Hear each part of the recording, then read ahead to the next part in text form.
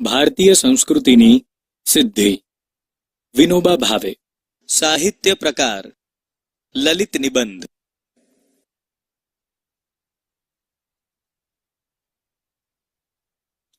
વિદ્યાર્થી મિત્રો, સમય ઝડપથી પસાર થઈ રહ્યો છે. આપણે 9 પાઠ અને વ્યાકરણના 2 એકમ પૂર્ણ કર્યા. ચાલો હવે આગળ વધીએ. મિત્રો, તમારામાંથી કોઈ મને જણાવશે સંસ્કૃતિ એટલે શું? તમારા આવેલા જવાબોમાં ઊંચા સંસ્કારો, ઉચ્ચ રહેણી કહેણી, રીત રિવાજ, સભ્યતા, શુદ્ધિ વગેરે હશે. એટલે સંસ્કૃતિ એટલે વિશિષ્ટ સંસ્કારોનો સમૂહ. ચાલો હું તમને બીજી રીતે સમજાવું. આપણે સૌએ ખોરાક લેવો પડે છે, બરાબર? જેને જીવ છે તેને જમવું પડે, એ પ્રકૃતિ કહેવાય. દરેકે જમવું પડે, ખોરાક લેવો પડે, એ પ્રકૃતિ કહેવાય. જમવામાં ધ્યાન ન રાખે, વધારે ખાય અને પછી દવા લેવી પડે, એને વિકૃતિ કહેવાય. પોતાની મહેનતથી મેળવેલું જમવા બેસતો વ્યક્તિ પોતાના ભોજનમાંથી અન્ય ભૂખ્યાને પણ જમાડે, એને સંસ્કૃતિ કહેવાય.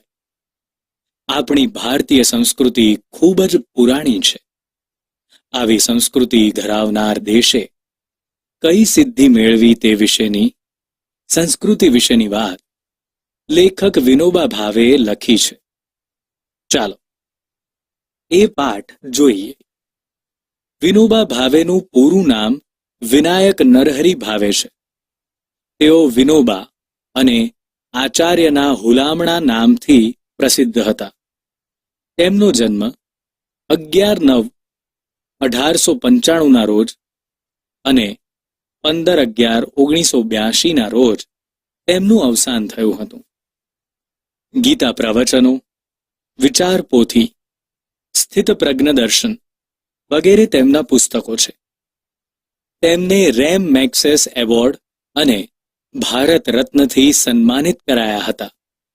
આ પાઠનો સાહિત્ય પ્રકાર લલિત નિબંધ છે.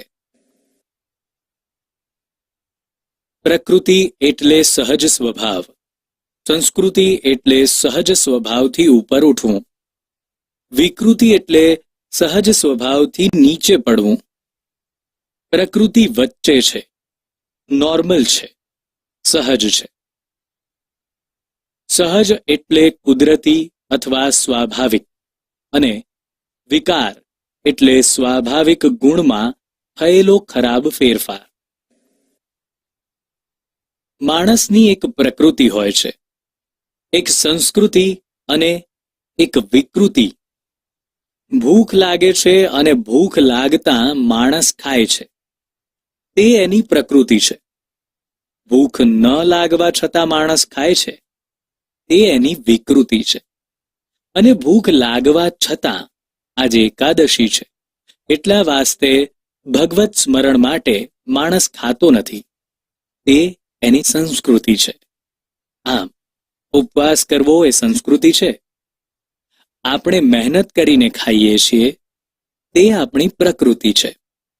આપણે જાતે મહેનત કરવાનું ટાળીશું, બીજાની મહેનત લૂંટીને ભોગ ભોગવતા રહીશું, તે આપણી વિકૃતિ છે. આ વસ્તુ ભલે મોટા ભાગના માણસોમાં દેખાતી હોય, તેમ છતાં આ માણસની પ્રકૃતિ નથી, વિકૃતિ જ છે. ભલે ને આ પ્રકારની વિકૃતિ પ્રાચીન કાળથી આજ સુધી દેખાતી હોય, તેમ છતાં આ કદાપી સંસ્કૃતિ હોઈ શકે નહીં. પરંતુ આપણા શ્રમથી પેદા થયેલી ચીજ પણ બીજાને આપ્યા વિના ભોગવવી નહીં, આપીને અને વહેંચીને જ ભોગવવી, એ માણસની સંસ્કૃતિ છે. માણસમાં અને પશુમાં ફરક છે, અંતર છે. આ અંતરને વધારવું, પશુપણામાંથી નીકળતા જઈને માણસપણા તરફ આગળ વધતા જવું, તેને જ સંસ્કૃતિ વર્ધન કહે છે. માણસ સુખ અને આનંદ શોધે છે, એ ખરું, પરંતુ કયો આનંદ વિકૃત છે, કયો પ્રાકૃત છે, અને કયો સંસ્કૃત છે તેનો ખ્યાલ રાખવો પડે. જે સુખ સહુને આનંદ આપી શકે તેવું હોય એ જ ખરું સુખ છે, અને એ જ સુસંસ્કૃત આનંદ છે. જે આનંદ આપણને સંસ્કૃતિ તરફ લઈ જાય એ જ સાચો આનંદ છે. સંવર્ધન એટલે વૃદ્ધિ અથવા વધવું તે. પ્રાકૃત એટલે સારા સંસ્કાર વગરનું, અને સંસ્કૃત એટલે સંસ્કાર પામેલું. સંસ્કૃતિ ક્યારેય ખરાબ નથી હોતી, વિકૃતિ જ ખરાબ હોય છે. અને પ્રકૃતિને આપણે ન ખરાબ કહી શકીએ ન સારી. તે જેવી છે તેવી છે. કાગડો કાળો છે, તેને આપણે ખરાબ ન કહી શકીએ, કેમ કે તે એની પ્રકૃતિ છે. બગલો સફેદ છે, પણ તેટલા માત્રથી આપણે તેને સારો ન કહી શકીએ, કેમ કે તે એની પ્રકૃતિ છે. પ્રકૃતિથી ઉપર ઉઠીને આગળ વધવું એ જ સંસ્કૃતિ છે. દરેક માણસની પ્રકૃતિ અલગ અલગ હોય છે, જેને આપણે સ્વભાવ પણ કહીએ છીએ. કોઈનો સ્વભાવ ગુસ્સાનો હોય ને ગુસ્સો વધતો જાય તો તે વિકૃતિ બને છે, પણ ગુસ્સાનો ત્યાગ કરે તેને સંસ્કૃતિ કહે છે. ઘણીવાર આપણે વિકૃતિને પણ સંસ્કૃતિ માની લેવાની ભૂલ કરી બેસીએ છીએ. એટલે આ બાબત સાવધ રહેવાની જરૂર છે. આજે પશ્ચિમના લોકો વિજ્ઞાનમાં ઘણા આગળ વધ્યા છે. એમની પાસેથી આપણે લેવા લાયક ઘણું છે, પરંતુ એમનામાં ઘણો વિકૃતિનોય અંશ પડ્યો છે. તેને સંસ્કૃતિ માની લેવાની ભૂલ આપણે ન કરીએ. એમની વિકૃતિ કંઈ આપણે અપનાવવાની નથી. તે સિવાય દુનિયાભરની જેટલી સંસ્કૃતિ છે તે આપણે અપનાવી લેવાની છે. સાવધ એટલે સજાગ, અને અંશ એટલે ભાગ. આની સાથોસાથ એ પણ ધ્યાનમાં રાખીએ કે દુનિયાભરની સંસ્કૃતિ લઈએ, પણ આપણે ત્યાંની પણ ભલે હોય. વિકૃતિ આપણને ન ખપે. આપણે ત્યાં પ્રાચીન કાળથી કોઈ એક જ ચીજ ચાલી આવતી હોય, પણ તે જો વિકૃતિ હોય તો તેનો સ્વીકાર હરગીઝ ન કરવો જોઈએ. વિકૃતિ બીજાઓની હોય કે આપણી હોય, સદંતર વર્જ્ય છે. અને પ્રકૃતિને સ્વીકારવી, પણ તેનું એ હંમેશા શોધન કરતા રહેવું. પ્રકૃતિને હર હંમેશ સંસ્કૃતિનું રૂપ આપતા રહેવું.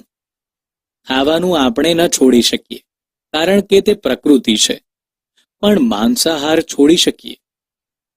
તે જરૂર છોડીએ, કેમ કે તે સંસ્કૃતિની દિશાનું આગળનું પગલું છે. ખાવામાં સંયમ રાખી શકીએ તો જરૂર રાખીએ, કારણ કે તેમ કરવાથી સંસ્કૃતિની દિશામાં એટલા આગળ વધીશું. હરગિઝ એટલે કદાપી, સદંતર એટલે બિલકુલ, વર્જ્ય એટલે છોડવા યોગ્ય, અને સંયમ એટલે મનના વિકારને વશ રાખવા તે. દરેક વ્યક્તિએ જમવું પડે એ પ્રકૃતિ છે.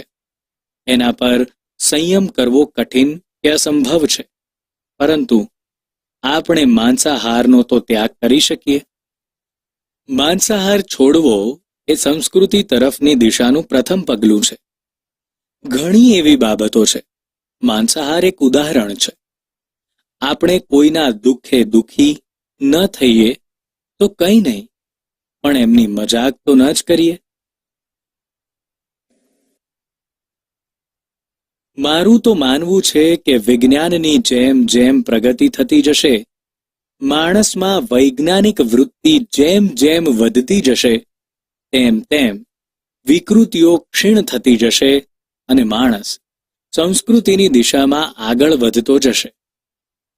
બહુ આગ્રહ કરીને ખવડાવવું કે અક્રાંતિયાની માફક ખાવું એ પણ વિકૃતિ જ છે. પણ આજે હજી માણસને આ સમજાતું નથી, કેમ કે માણસને આપણી શરીર રચનાનું અને પાચન પ્રક્રિયાનું પૂરતું જ્ઞાન નથી. જ્યારે તેને શરીરનું અંતરબાહ્ય જ્ઞાન થશે ત્યારે તેને તુરત સમજાશે કે આ વિકૃતિ છે અને તે છોડવી જોઈએ. માણસ કાયમ સંસ્કૃતિ વિકૃતિનું પૃથ્થકરણ કરતો રહેશે, વિશ્લેષણ કરતો રહેશે, પ્રયોગો કરતો રહેશે અને પોતાને સાચી દિશામાં આગળ વધારતો રહેશે.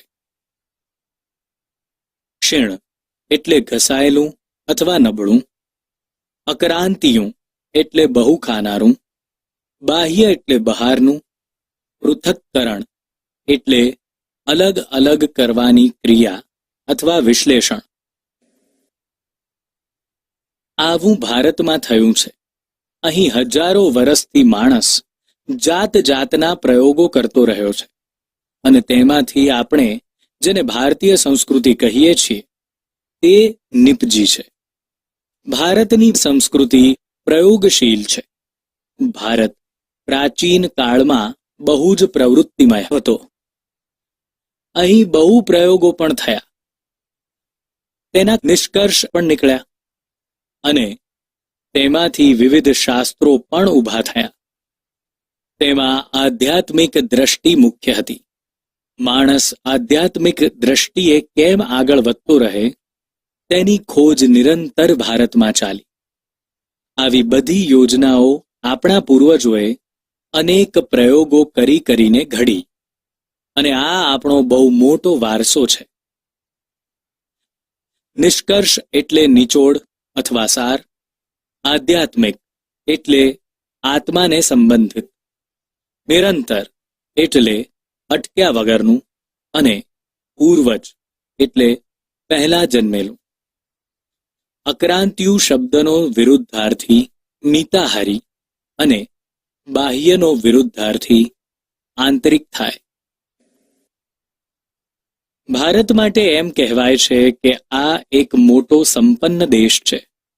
અહીં સુંદર સુંદર સેંકડો નદીઓ વહે છે અને હિમાલય જેવો અદ્ભુત પહાડ તો અહીં છે જ. આપણો દેશ ભારે સુજલ અને સુફળ છે, પણ આપણા કરતાંય વધારે સુજલ સુફળ દેશો દુનિયામાં મોજૂદ છે. એટલે આ કંઈ આપણી વિશેષતા ન કહેવાય. હા, આપણે એવો દાવો જરૂર કરી શકીએ કે અહીં જે વિચાર સંપદા આપણને મળી છે તે અત્યંત અદ્વિતીય છે. આ હું કોઈ અભિમાનથી નથી કહેતો. જો હું કોઈ બીજા દેશમાં જન્મ્યો હોત તો પણ નિષ્પક્ષપણે તટસ્થતાથી ભારત વિશે આવું જ કહેત કે ભારતનો વિચાર વૈભવ ખરેખર અદ્વિતીય છે. સુજલ એટલે જળથી ભરેલું, સુફળ એટલે ફળદ્રુપ, સંપદા એટલે સંપત્તિ, અદ્વિતીય એટલે અજોડ, તટસ્થતા એટલે કોઈ પણ પક્ષપાત વગરનું કે નિષ્પક્ષ, અને વૈભવ એટલે સમૃદ્ધિ. ભારતમાં વૈદિક ઋષિઓથી લઈને આજ સુધી શબ્દોની એક અખંડ પરંપરા ચાલી આવી છે. હું દુનિયામાં બીજો કોઈ દેશ એવો નથી જોતો જ્યાંની ભાષામાં 10,000 વર્ષોથી એના એ શબ્દ ચાલ્યા આવતા હોય. ભારતમાં શબ્દ શક્તિનું જેટલા ઊંડાણથી ચિંતન થયું છે તેટલું બીજે ક્યાંય નથી થયું. ભારતે પોતાના પુરાણા શબ્દોને તોડ્યા નથી, નવા જરૂર બનાવ્યા છે. સાથે જ જૂના શબ્દોમાં નવા અર્થ નાખીને તેમનો વિકાસ કર્યો છે. આ શબ્દ પરંપરા ભારતમાં પહેલેથી આજ સુધી અખંડ ચાલી આવી છે અને બીજે ક્યાંય આવું જોવા મળતું નથી. વૈદિક એટલે વેદના સમયનું અને અખંડ એટલે આખું અથવા સળંગ. અખંડ શબ્દનો વિરુદ્ધાર્થી શબ્દ ખંડિત થાય. યાસ્કાચાર્યે કહ્યું, આપણી સનાતન છતાં નિત્ય નૂતન સંસ્કૃતિ છે. આપણી ભીતર એક અખંડ તંતુ કાયમ છે. પુરાણા જમાનાના કોઈ ઋષિ આજે આવે તો તેને આપણો બાહ્ય વેશ ભલે જુદો દેખાય, પણ એને આપણામાં એવું કંઈક અવશ્ય દેખાશે જેને લીધે એ કહી ઉઠશે કે આ મારા જ બાળકો છે.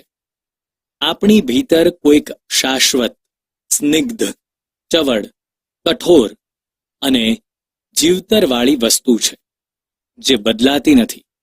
આ આપણું એક અનોખું બળ છે.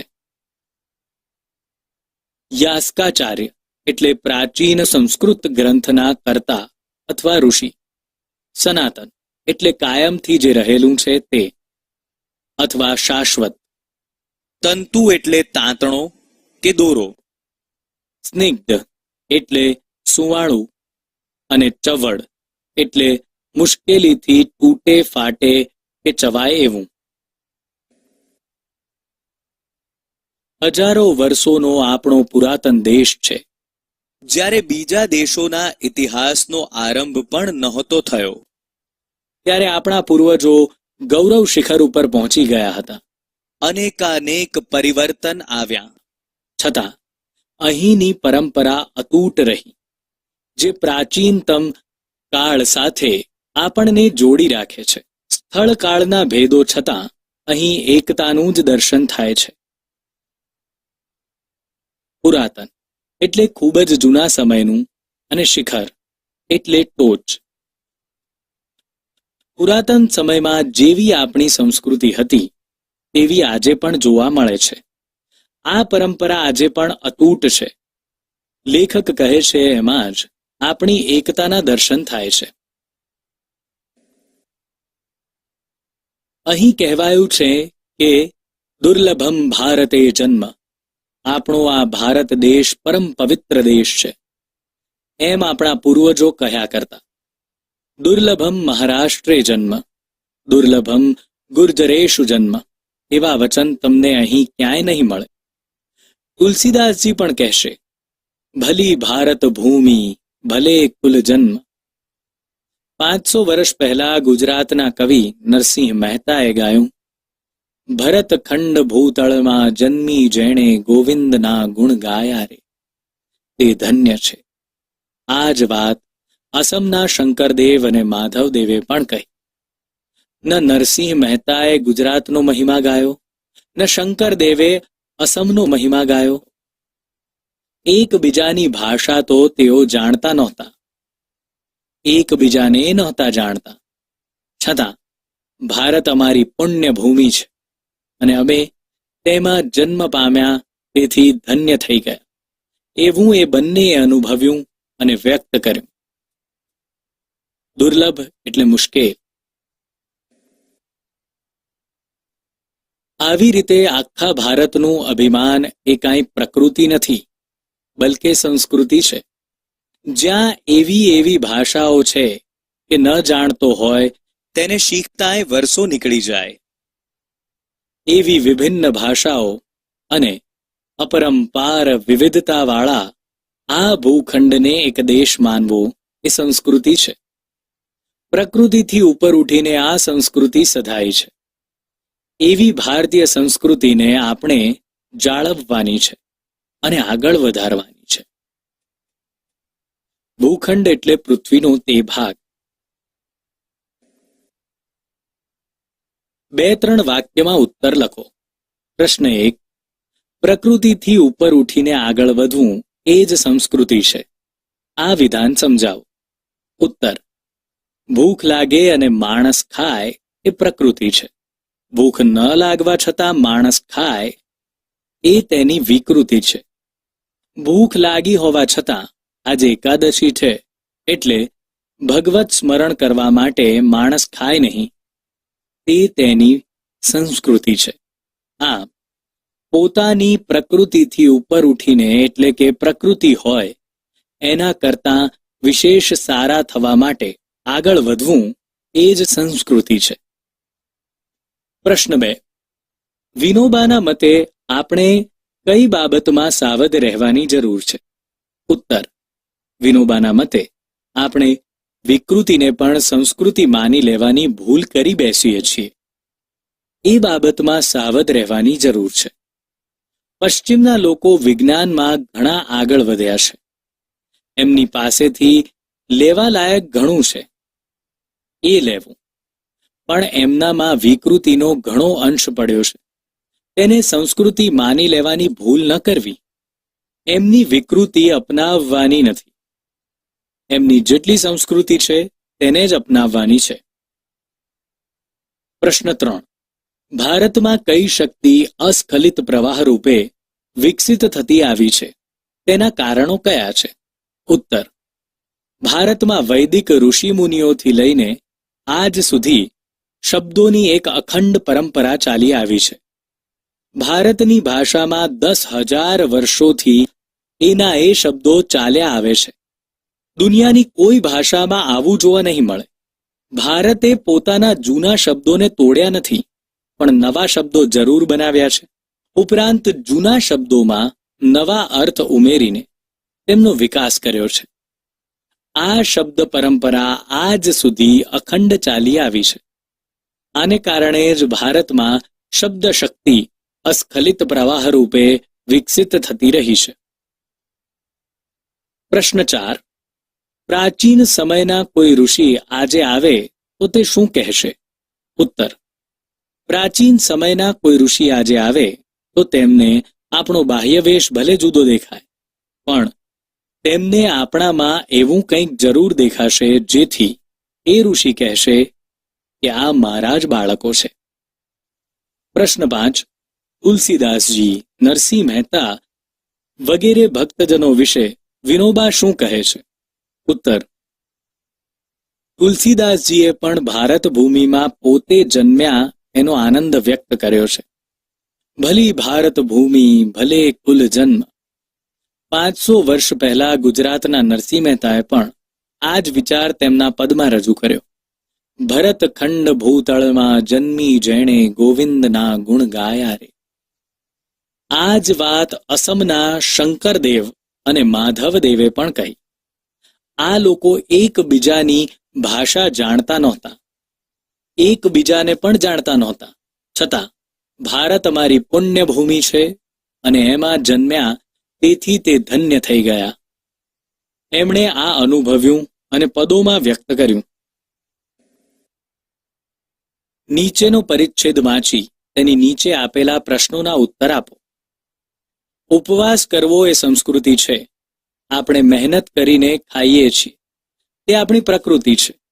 આપણે જાતે મહેનત કરવાનું ટાળીશું, બીજાની મહેનત લૂંટીને ભોગ ભોગવતા રહીશું, તે આપણી વિકૃતિ છે. 1.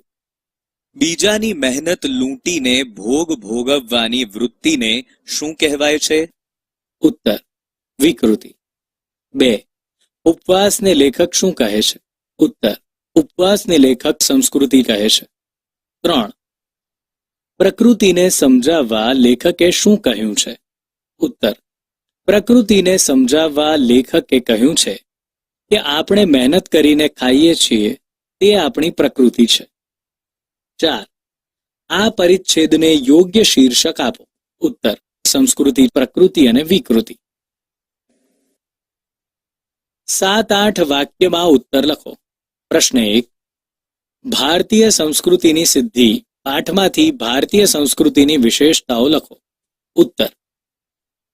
ભારતીય સંસ્કૃતિની વિશેષતા એ છે કે એ મનુષ્યને એની પશુતામાંથી માનવતા તરફ આગળ લઈ જાય છે.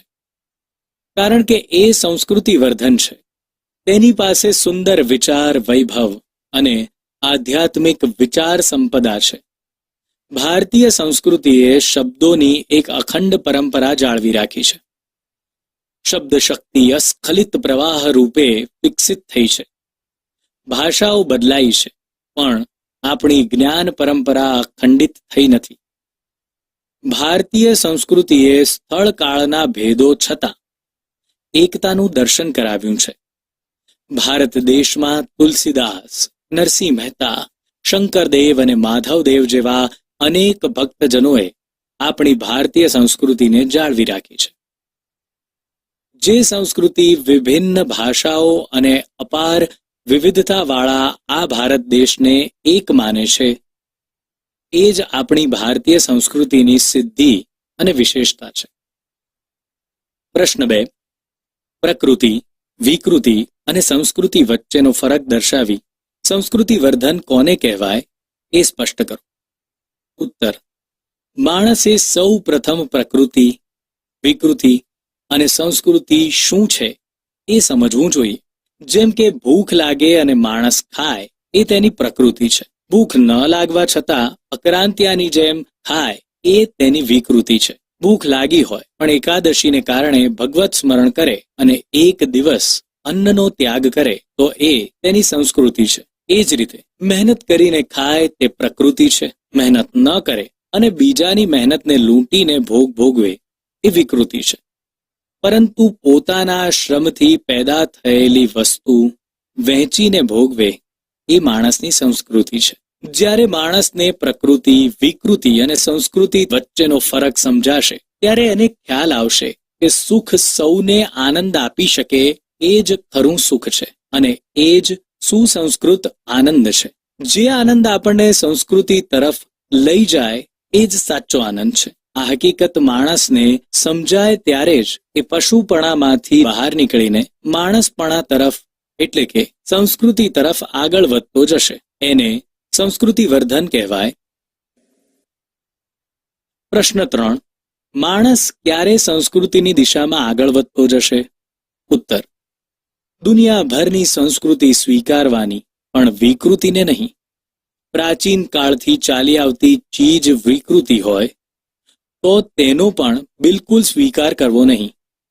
વિકૃતિ આપણી હોય કે બીજાની હોય એ સદંતર વર્જ્ય છે.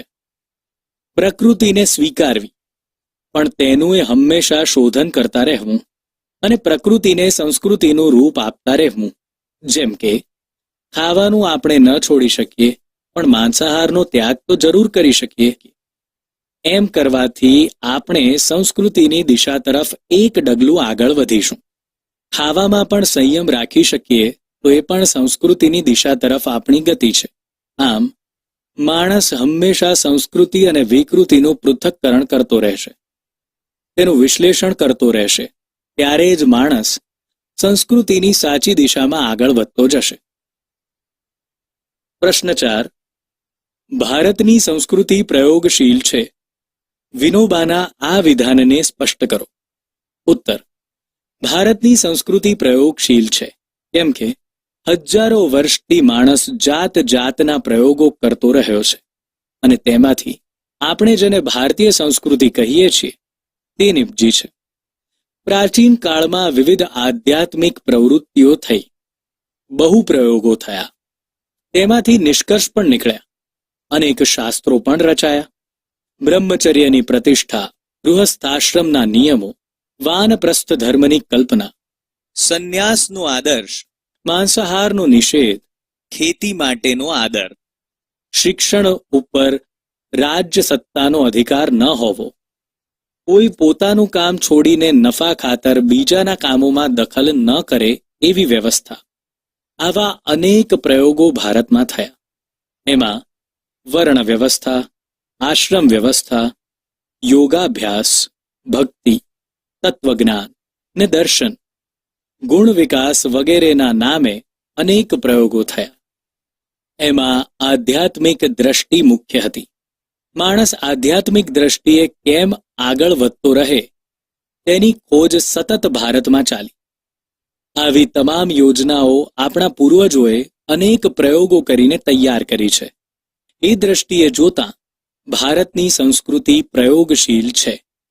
વિનોબાનું આ વિધાન આપણને મળેલા બહુ મોટા વારસાની પ્રતીતિ કરાવે છે.